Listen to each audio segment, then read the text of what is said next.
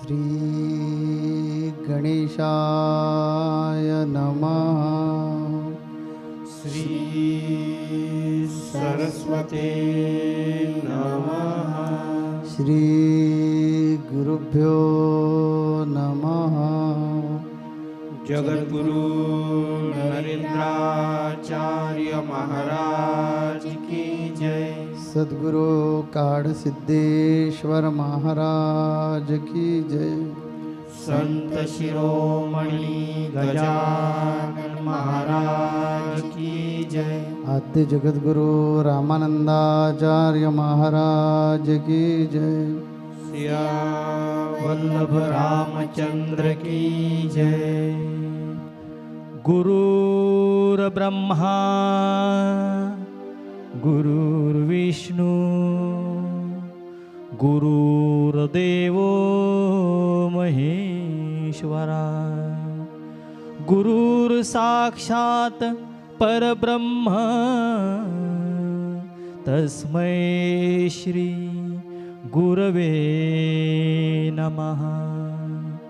सार्थ श्रीमद्दासबोध दशक 14वा समास दुसरा भिक्षा निरूपण। श्रीराम ब्राह्मणाची मुख्य दीक्षा मागितली पाहिजे भिक्षा ओ भवती या पक्षा रक्षिले पाहिजे।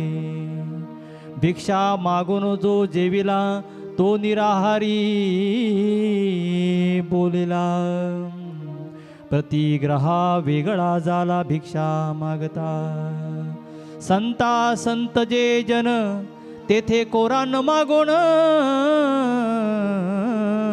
करी भोजन तेणे केले अमृत प्राशन प्रतिदिनी। भिक्षा आणि चमत्कार चाकाटती लहान थोर किती वर्णी निरंतर भगवंताची। भिक्षेने ओळखी होती भिक्षेने भरम चुकती सामान्य भिक्षा मान्य करती सकळ प्राणी। भिक्षा म्हणजे निर्भय स्थिती भिक्षेने प्रगटे महंती। स्वतंत्रता ईश्वर प्राप्ती भिक्षा गुणी। भिक्षेस नाही आडथाळा भिक्षाहारी तो मोकळा। भिक्षेकरिता सार्थक वेळा काळ जातो। पुंडलिक वरदे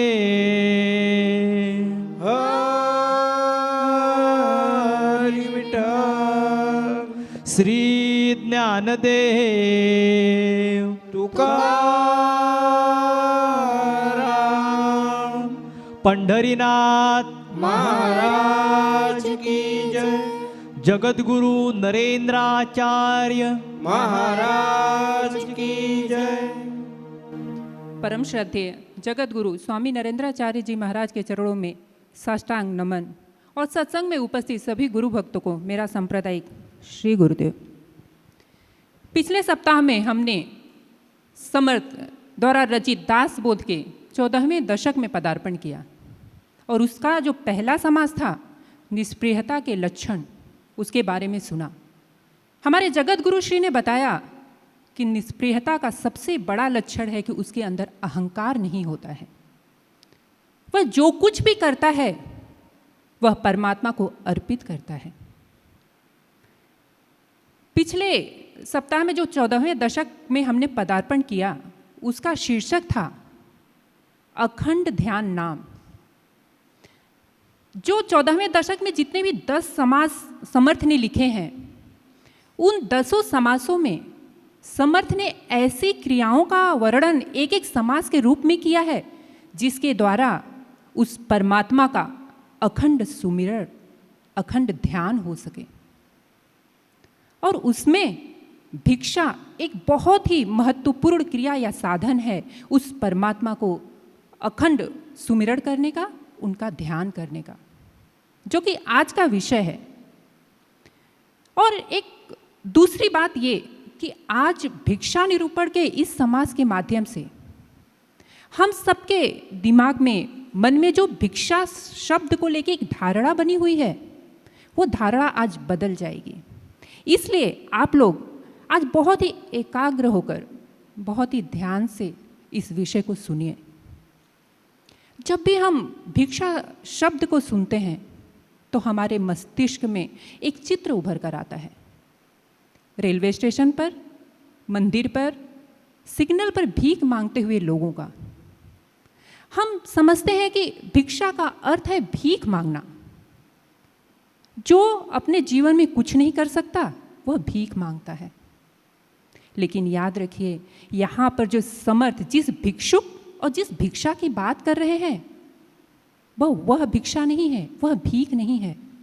इसलिए समर्थ कहते हैं कि भिक्षा का अर्थ भीख मांगना नहीं है, क्योंकि जो भिक्षुक या जो भीख मांगने वाला व्यक्ति आपको कहीं पे भी आसानी से कटोरा फैला के भीख मांगते हुए दिखता है, वो उसके अंदर इतना सामर्थ्य नहीं होता है कि वह अपना पेट और अपने परिवार का पेट वो भर सके, उनके पालन पोषण की व्यवस्था कर सके। लेकिन जो यहाँ ज्ञानी है, जो समर्थ जिस भिक्षु की बात कर रहे हैं, वो आत्मज्ञानी है।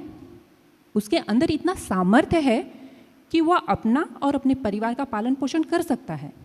लेकिन जो ज्ञान उसको मिला है, जैसे ही उसने अपने स्वस्वरूप की पहचान की है, वह ज्ञान दूसरों को देने के लिए, समाज का कल्याण करने के लिए वह मांगता है। यह भिक्षा है। हमने देखा होगा कि हमारे ग्रंथों में, पुराणों में देखा होगा कि जितने भी ज्ञानी हुए हैं उसमें से ज़्यादातर लोगों ने भिक्षा मांगी है। समर्थ रामदास जी भी पूरे जीवन उन्होंने भ्रमण करके भिक्षा मांगी और समाज का कल्याण किया। आज भी जो भिक्षा मांगने के पीछे का उद्देश्य है जन कल्याण, ज्ञान का प्रचार और प्रसार, आज यही कार्य हमारे जगत गुरु श्री भी कर रहे हैं, लेकिन स्वरूप अलग है। सिर्फ इतना ही अंतर है। वो भी आपने देखा होगा कि छोटे छोटे से गांव में, छोटे छोटे से कस्बे में, यहाँ तक कि देश विदेश में भी वो भ्रमण करते हैं। अपने शरीर को तकलीफ देकर वो जाते हैं और हमसे मिलते हैं, अपने ज्ञान का प्रचार प्रसार करते हैं, हमें भक्ति करने का मार्ग दिखाते हैं। वह बताते हैं कि आप जियो और दूसरों को जीने में मदद करो। ये बहुत ही बड़ा मूल मंत्र है। अगर वो नहीं आते हमारे गांव में, हमारे देश में, तो क्या ये ज्ञान हम पा सकते थे? नहीं पा सकते थे, क्योंकि वो जो ये कार्य कर रहे हैं वो समर्थ रामदास जी ने जो उस समय भिक्षा के रूप में कहा था, क्योंकि हर चीज़ समय के अनुसार बदलती रहती है। आज वही कार्य हमारे जगत गुरु श्री भी कर रहे हैं। वो नौकरी कर रहे थे ग्राम सेवक की, क्या वो उससे अपना पालन पोषण, अपना पेट नहीं भर सकते थे? आप बताइए, सोचिए, एक पल को ये बात सोचिए कि यहाँ पे समर्थ का भिक्षा निरूपण करने का तात्पर्य क्या है।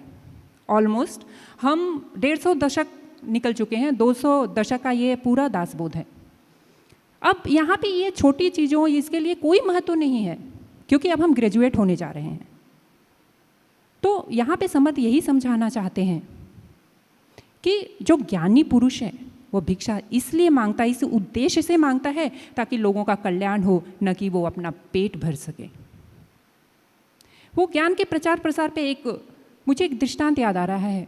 जब रामकृष्ण परमहंस ने अपने शरीर का त्याग कर दिया, तब उनके जितने भी शिष्य थे बहुत ही दुखी हुए। उस समय विवेकानंद जी ने सबके हाथों में भिक्षा पात्र देते हुए कहा कि यदि तुम चाहते हो कि हमारे जो सद्गुरु हैं हमारे साथ हमेशा रहें, तो भिक्षा के माध्यम से हमें उनके ज्ञान का, उनके विचारों का प्रचार और प्रसार करना चाहिए। इसीलिए समर्थ ने दासबोध के इस समाज के पहले श्लोक में ही उन्होंने कहा है कि जो सत्पुरुष हैं उनकी मुख्य दीक्षा यही है कि उन्हें भिक्षा मांगनी चाहिए। क्योंकि जो ज्ञानी है, अगर वो ज्ञान प्राप्त करने के बाद कहीं एकांत में चला जाए तो उस ज्ञान से वो दूसरों का कल्याण कैसे करेगा? इसके लिए सबसे सरल और सहज माध्यम समर्थ ने भिक्षा को बताया है। जो एक भिक्षुक होता है वो हर पल हर परमात्मा उस परमात्मा का अखंड सुमिरन करने के लिए भी वो भिक्षा मांगता है कि ऐसी सुबह न आए न ऐसी शाम, जिस दिन जुबां पर मेरे आए न शिव का नाम या आए न गुरु का नाम। क्योंकि कह रहा है भिक्षुक कि न जाने कितने जन्म बीत गए मुझे तुम्हें पाने में। तो वह भिक्षा इसलिए भी मांगता है कि हर एक पल उस परमात्मा को याद कर सके, जिसको पाने के लिए उसने अनेकों जन्म बिता दिए। आगे समर्थ इस समाज में 4 प्रकार के भिक्षुक बता रहे हैं कि वो 4 प्रकार के भिक्षुक हैं जिनको भिक्षा मांगने का अधिकार है। पहला वह जो ज्ञानी पुरुष है, जो उस परमात्मा के प्रेम में, उनके ध्यान में इस कदर डूबा हुआ है कि न तो उसको इस समाज का ध्यान है न तो उसके शरीर का। जब उसको अपने शरीर का ही भान नहीं है तो शरीर को लगने वाली ज़रूरतों का व्यवस्था वो खुद नहीं करता। ऐसे व्यक्ति को भिक्षा मांगने का अधिकार है। दूसरा, आज हम सांसारिक लोग सोचते हैं कि आज पैसा ही सब कुछ है, अगर हमारे जीवन में पैसा नहीं है तो हम कुछ नहीं कर सकते।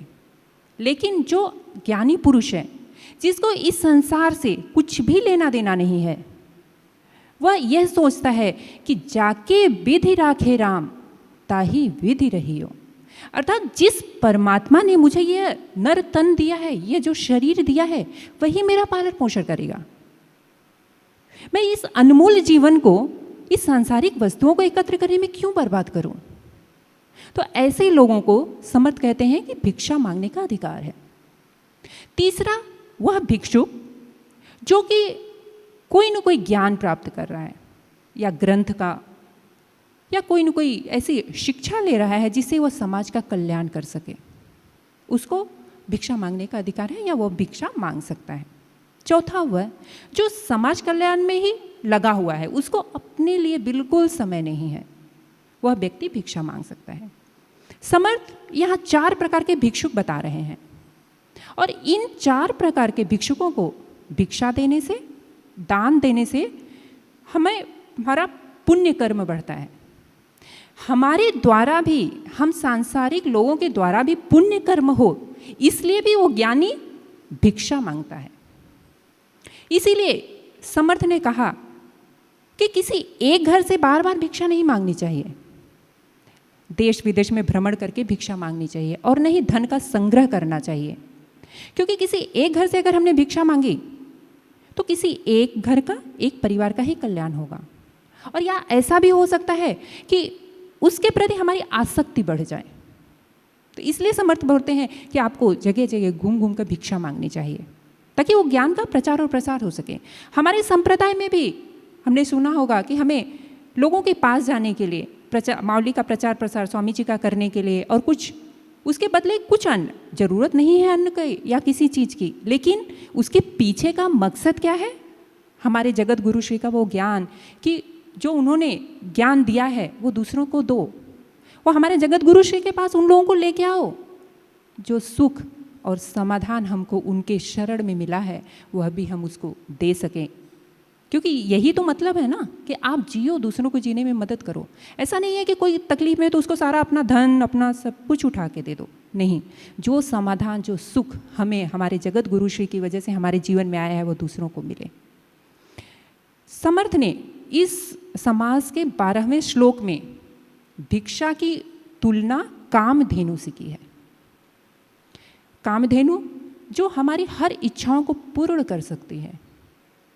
लेकिन जरा सोचिए, जो ज्ञानी पुरुष है उसकी क्या इच्छा होगी? क्योंकि वो तो संसार से उठ चुका है। उसकी यही इच्छा होगी कि जो परमात्मा है, जिससे मिलने के लिए कई योनियों में भटकने के बाद आज जो मुझे मिला है, उसका हर पल हर क्षण सुमिरन होता रहे। इसीलिए समर्थ ने यहाँ भिक्षा की उपमा, तुलना कामधेनु से की है। भिक्षा से अनेक लाभ होते हैं। सबसे बड़ा अहंकार दूर होता है। जैसा पिछले सप्ताह में आपने सुना कि उस परमात्मा को पाने में और सदगुरु के कृपा को पाने में सबसे बड़ा जो बाधा है वह अहंकार और आसक्ति तो जब हम भिक्षा मांगते हैं तो हमारे अंदर कि जो अहंकार है वो दूर होता है, क्योंकि जब हम किसी से कुछ मांगने जाते हैं तो हम उसके सामने झुक के मांगते हैं, ऐसे अकड़ के नहीं मांगते हैं भैया दे दो मुझे, ऐसे नहीं बोलते, झुक के विनम्रता से मांगते हैं। तो उससे हमारे अंदर जो अहंकार है वो दूर होता है, और जो देने वाला इंसान है सामने वाला, वो कभी ये नहीं सोचता है कि हमेशा वो मीठी वाणी में ही हमें देगा या वो करेगा, कभी कभी वो कर्कश वाणी का भी इस्तेमाल कर सकता है। तो उससे हमारे अंदर सहनशीलता बढ़ती है। यही रीज़न हो सकता है कि हमारे जगत गुरु श्री भी हमें लोगों के पास भेजते हैं कि आप जाओ, उनको बताओ कि हमारे जगत गुरु श्री का प्रोग्राम है या वो आने वाले हैं, क्योंकि हमारे अंदर जो अवगुण है ना वो भी निकलना चाहिए, और हमारे जगत गुरु श्री ये काम हमसे करा के लेते हैं। इससे जो भिक्षा मांगने के पीछे का उद्देश्य है ज्ञान का प्रचार और प्रसार, न कि पेट भरना। एक बार गौतम बुद्ध वो खुद भिक्षा मांगते थे। वो एक राजा के घर में पैदा हुए थे, उनको किसी चीज़ की ज़रूरत नहीं थी। वो ज्ञान प्राप्त करने के बाद वो अपने राज्य में जाके आराम से ऐशो आराम का जीवन जी सकते थे, लेकिन वो खुद अपने शिष्यों को भिक्षा मांगने के लिए भेजते थे और खुद भिक्षा मांगने जाते थे। वो एक बार भिक्षा मांगने के लिए एक राजा के दरबार में गए। जब राजा ने ये सुना कि महात्मा बुद्ध जैसे बड़े ज्ञानी उनके दरबार पर भिक्षा मांगने के लिए आए हैं, तब वो दौड़ा दौड़ा आया और महात्मा बुद्ध के जो भिक्षा पात्र था उसमें उसने अपना मुकुट उठा के रख दिया। महात्मा बुद्ध ने देखा और वो उस मुकुट को उठाकर उन्होंने राजा के सिर पर रख दिया और कहा कि हे राजन, ये जो राज्य का कार्यभार है वह तुम ही अच्छे से संभाल सकते हो, इसका मेरे जीवन में कोई महत्व नहीं है। तब राजा कहने लगा कि हे महाराज, मेरा मन बड़ा ही अशांत है, असंतोष मेरे मन पर व्याप्त है। मैं आज इस कंडीशन में हूँ कि मुझे समझ नहीं आ रहा है कि मुझे क्या करना चाहिए। तब महात्मा बुद्ध ने कहा कि जब भी तुम्हें समय मिले तुम समय निकालकर मेरे आश्रम में आओ, तब मैं यह तुम्हें बताऊंगा कि तुम्हारा मन कैसे शांत होगा। महात्मा बुद्ध ने एक मुट्ठी अन्न लिया और वहाँ से वो चले गए। राजा समय निकालकर आश्रम में गया और जाके महात्मा बुद्ध से मिला। उस समय महात्मा बुद्ध ने उससे कहा कि तुम अपने राज्य का जो कार्यभार है वह तुम धर्म और नीति से करो।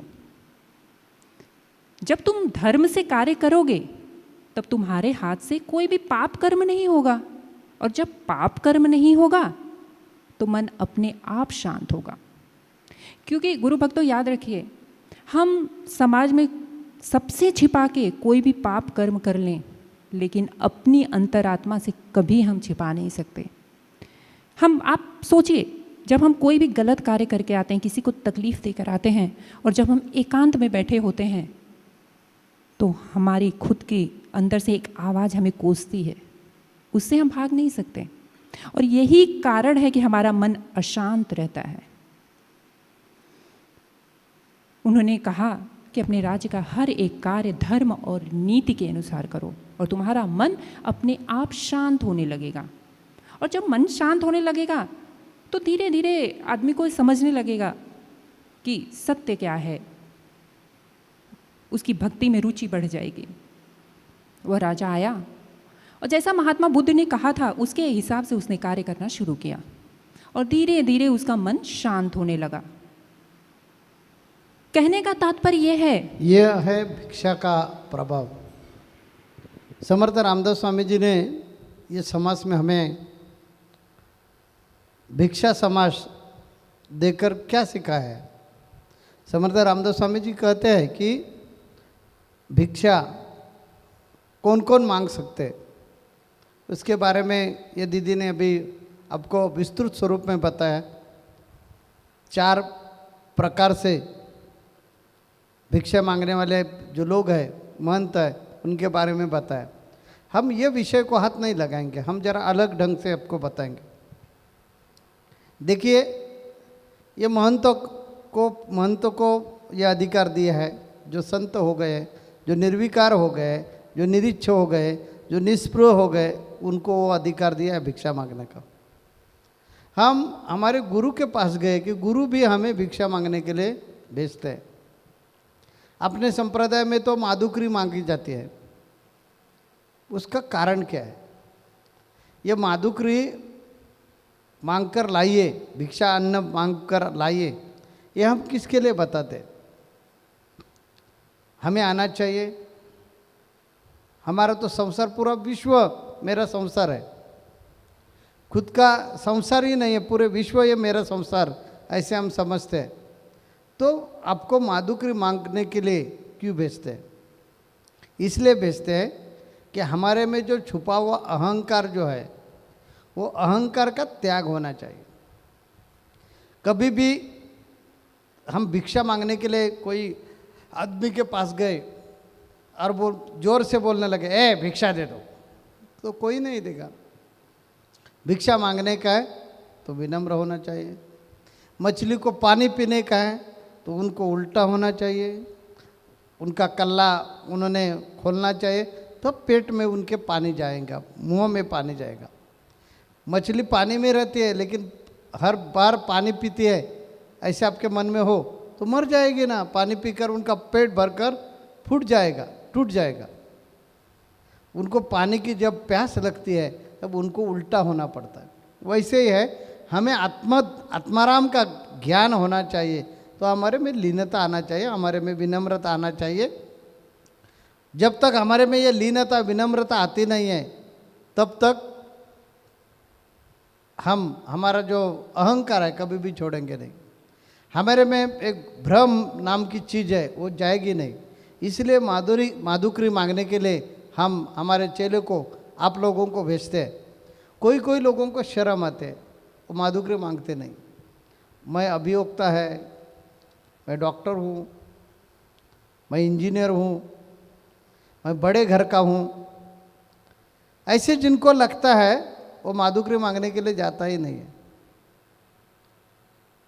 क्यों? कि मैं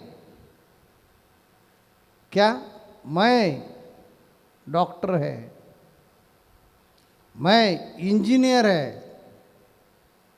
ये जो अहम भाव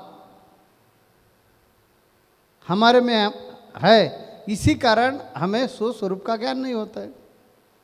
जब हम खुद को ऐसे मानेंगे हम कुछ नहीं, एक भगवान ही सही है, शाश्वत है, उनके अलावा ये जग में सब मिथ्या है, हम भी मिथ्या है, ऐसे समझने का हमने प्रयास किया, शुरुआत की कि धीरे धीरे हमारे में जो हम यानी अहंकार जो है वो धीरे धीरे बैठ जाएगा और हमारे में लीनता आ जाएगी। हमें लगेगा कि हमारे गुरु आज्ञा के सामने कोई कुछ नहीं है। जब मुझे गुरु महाराज ने बताया नौकरी छोड़ दीजिए, तब मुझे ऐसे नहीं लगा कि मैंने नौकरी छोड़ दी तो बीबी का क्या हो जाएगा, लड़के का क्या हो जाएगा। बीबी का उम्र थी 23 साल, मेरी उम्र थी 25 साल और बेटा 3-4 साल का था, तो उनका क्या होगा। ये मेरे सामने कुछ नहीं था, गुरु वाक्य मंत्र मूलम। इस कारण तो ये आज्ञा का हमने सम्मान किया, आज्ञा गुरु की मान ली, इस कारण तो अभी यह गद्दी पर बैठ गए। हमारे में अज्ञान रहता था, हमारे में अहंकार रहता था, तो हम ये नहीं कर सकते थे। तो हमारा अहंकार, हमारे में जो अज्ञान है, इनका नाश करने के लिए भिक्षा आवश्यक है। हमारा पहला सत्संग चलता था, उसमें गीत था, जेव्हा मला कोणी नाही म्हणेलं तेव्हाचा देवा तुझी सेवा घडेल। हमें लोग नाम रखेंगे, नाम रख दिया तो भी बुरा नाम रख दिया, बुरे बातें से हमारे से बर्ताव किया तो भी हमें कुछ नहीं लगा, बुरा नहीं लगा, तब भगवान की सेवा हमारे से हो जाएगी। जो बोलता है ना आदमी, तब हम मन में लेते हैं कि ये किसको बोला? शरीर को, मुझे नहीं। ये शरीर और हम दोनों भी अलग है। आपसे आप उसके बारे में अनुभव आता है, ज्ञान होता है कि हम अलग है और शरीर अलग है। तो ये शरीर जो है, ये शरीर विकार से बना हुआ है। तो ये विकार कंट्रोल करने के लिए भिक्षा की आवश्यकता है। हम सांसारिक जीवों ने यह भिक्षा का अर्थ ऐसा लेना चाहिए कि गुरु जो जो हमें सेवा देते हैं करने के लिए, वो एक प्रकार की भिक्षा ही मांगने का है। और यह भिक्षा खुशी से मांगना चाहिए, आनंद से मांगना चाहिए, समाधान से मांगना चाहिए। उसमें कभी भी कुछ हमें बुरा नहीं लगना चाहिए। बुरा लग रहा है तो ऐसे मन को समझाइए कि ये मेरे लिए नहीं मांग रहे हैं, गुरु के लिए मांग रहे हैं। और गुरु के लिए भिक्षा मांगना बुरा नहीं है। हम लोग कैसे मानते कि हर व्यक्ति के पास जाकर उन्होंने जो दिया हुआ ज्ञान है, उन्होंने यानी भगवान ने जो ज्ञान दिया है वो बांटना मेरा फर्ज है। इसीलिए हम कौन सा ना कौन सा बहाना ढूंढकर उनके पास जाएंगे। उनका ही नाम भिक्षा है। आप लोग अलग अलग प्रकार के जो गुरु सेवा करते हैं, वो गुरु सेवा भिक्षा ही है। यह भिक्षा मांगने के अंदर से हमें इच्छा हो जाएगी, अंदर से हमें अच्छा लगेगा, तब समझने का कि हम अध्यात्म के सही रास्ते पर हम हैं। ये भिक्षा समाज समर्थ रामदास स्वामी जी जो दिया है वो महंत के लिए दिया है, लेकिन हम प्रापंचिक लोग हैं। हमने ये समझना चाहिए कि ऐसी भिक्षा हमने भी मांगना चाहिए। महंत तो मांगते हैं तो हमने भी भगवान की भेंट, भगवान हमारे में है ये समझने के लिए हमारे में लीनता आना चाहिए, विनम्रता आना चाहिए, अहंकार का त्याग होना चाहिए। इसी कारण हम भी भिक्षा मांगेंगे और हम खुद को कुछ अलग अलग समझते वो भूल जाएंगे। और जब हम भगवान के ये है इतना ही अपने ध्यान में रहेगा, तब हम अमीर है, तब गरीब है, तब श्रीमंत है, ऐसे कभी भी हमारे मन में नहीं रहेगा। गौतम बुद्ध के पास अनेक लोग बैठे थे प्रवचन के लिए, और एक बीच में खड़ा हो गया और बोला कि महाराज जी मुझे आप दीक्षा दे दीजिए। गौतम बुद्ध ने पूछा कि आप कौन है? वो बोले मैं ब्राह्मण हूँ। तो गौतम बुद्ध बोले मैं आपको दीक्षा नहीं दे सकते। दूसरा खड़ा हो गया, बोले मैं क्षत्रिय हूँ। गौतम बुद्ध बोले आपको भी नहीं दे देंगे। तीसरा बोला कि मैं क्षत्रिय हूँ, उनको भी गौतम बुद्ध ने वैसे बोला और शूद्र को भी वैसे बोला। तो लोगों को आश्चर्य लगा कि ये ब्राह्मण को देते नहीं, क्षत्रिय को देते नहीं, शूद्र को देते नहीं, वैश्य को देते नहीं, तो दीक्षा किसको दे देंगे? तो इतने में एक भाग दौड़ कर एक आदमी आ गया और महाराज जी के चरणों पर गिर पड़ा। महाराज जी ने उनको उठाया और बोले क्या चाहिए? वो बोले मुझे दीक्षा चाहिए। आप कौन है? वो बोले मुझे मालूम नहीं कौन है वो। गौतम बुद्ध बोले आप दीक्षा लेने के लिए योग्य है। वैसे ये भिक्षा जो है, ये भिक्षा एक कसरत है। शरीर और मन, हमारे शरीर और मन को लीन बनाने के लिए, विनम्र बनाने के लिए, सात्विक बनाने के लिए, अहंकार से मुक्त होने के लिए ये कसरत है। इसी कारण हर व्यक्ति ने ऐसी भिक्षा गुरु के नाम पर मांगो या गुरु के लिए मांगो, लेकिन मांगो तो अहंकार का नाश हो जाएगा और जिंदगी का कल्याण हो जाएगा। श्री गुरुदेव। जगत गुरु नरेंद्राचार्य महाराज की जय। सद्गुरु काड सिद्ध